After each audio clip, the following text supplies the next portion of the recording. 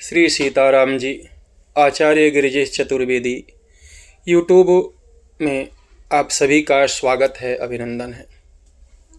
बंधुओं, आइए ज्योतिष अध्यात्म की चर्चा में श्रवण करते हैं। अध्यात्म विषयक कुछ बातें।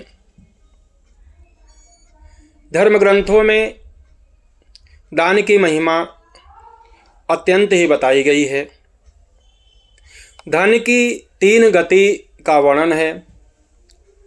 उत्तम दान, मध्यम भोग, और यदि आपने दान नहीं कर पाए तो आप उस धन का उपभोग करिए, और यदि उस धन का उपयोग नहीं हो पाया तो धन की 3य गति है विनाश। वह कोई अन्य ही उस धन का उपभोग करेगा। तो इस प्रकार से 3 गति धन की बताई गई।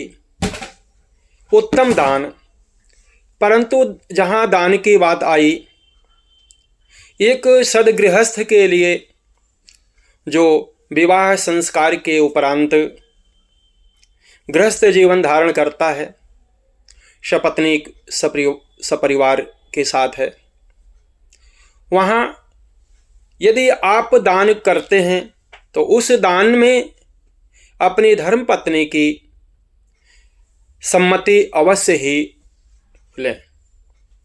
धर्मपत्नी की सलाह से, सम्मति से आप जो है दान करें, यह सर्वोत्तम दान कहलाता है। यदि धर्मपत्नी की दान में भी धर्मपत्नी का सहयोग लेना, उसकी भी सम्मति लेना क्यों आवश्यक है? तो आपने विवाह संस्कार के समय में ही परिक्रमा के बाद जब सप्तपदी 7 प्रतिज्ञाओं की बात आती है, तो उन 7 प्रतिज्ञाओं में एक प्रतिज्ञा यह होती है, यदि दानम कुर्यात् तस्मिन् मम सम्मतिम गृह्णीयात्।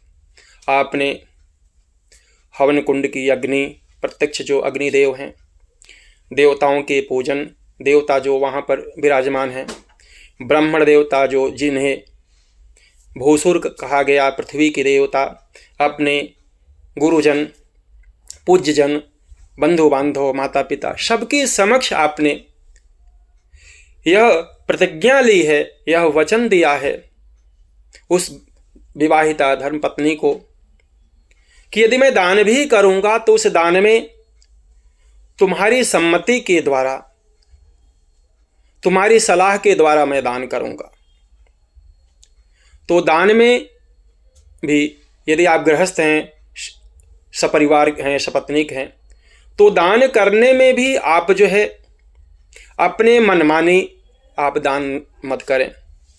वहाँ पर धर्म ग्रंथ, धर्मशास्त्र निर्देश देते हैं कि आप अपनी धर्मपत्नी की सम्मति के साथ में आप दान करें, तो वह दान सर्वोत्तम दान कहा जाता है।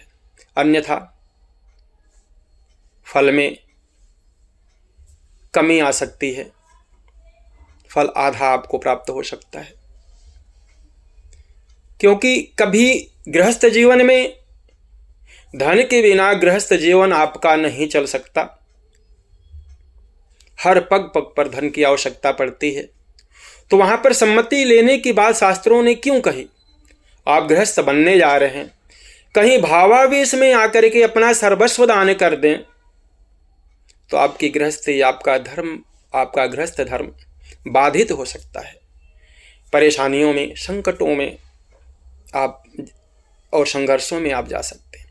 क्योंकि इस कलयुग में आप तो हो सकता है कि आप में इतनी धैर्य शक्ति हो, सहन शक्ति हो, आप सहनशील हो, धैर्यवान हो, आपके आचरण शास्त्र संपन्न हो, आप सुदामा की तरह अर्थाभाव में, गरीबी में अपना स्वयं का जीवन तो व्यतीत कर सकते हैं। परंतु धर्मपत्नी है, बच्चे हैं, वे आपके विचारों के अनुसार हों, वे धन के अभाव में अपना जीवन व्यतीत कर पाएं, यह असंभव सा लगता है। क्योंकि अर्थ के बिना भी बहुत सारे अनर्थ उत्पन्न हो जाते हैं। अर्थ भी अनर्थ करता है और अर्थ के अभाव में भी बहुत सारे पाप, बहुत सारे अनर्थ हो सकते हैं। तो धर्म ग्रंथों ने, धर्मशास्त्रों ने बड़ी ही सूक्ष्मता के साथ ऋषियों ने एक एक वाक्यों को निरूपित किया है और उसे चलने के लिए उस पर उन्होंने निर्देश दिया है, बताया है। इन्हीं शब्दों के साथ अपनी वाणी को विराम। सभी को जय श्री सीताराम जी। अभी तक आपने हमारे YouTube चैनल को सब्सक्राइब, लाइक नहीं किया हो तो उसे अवश्य सब्सक्राइब करें, लाइक करें। यदि आपको इस ज्ञान चर्चा को आगे बढ़ाना है और अच्छा लगता है तो एक दूसरे को आप वीडियो शेयर करें। पुनः जय श्री सीताराम जी।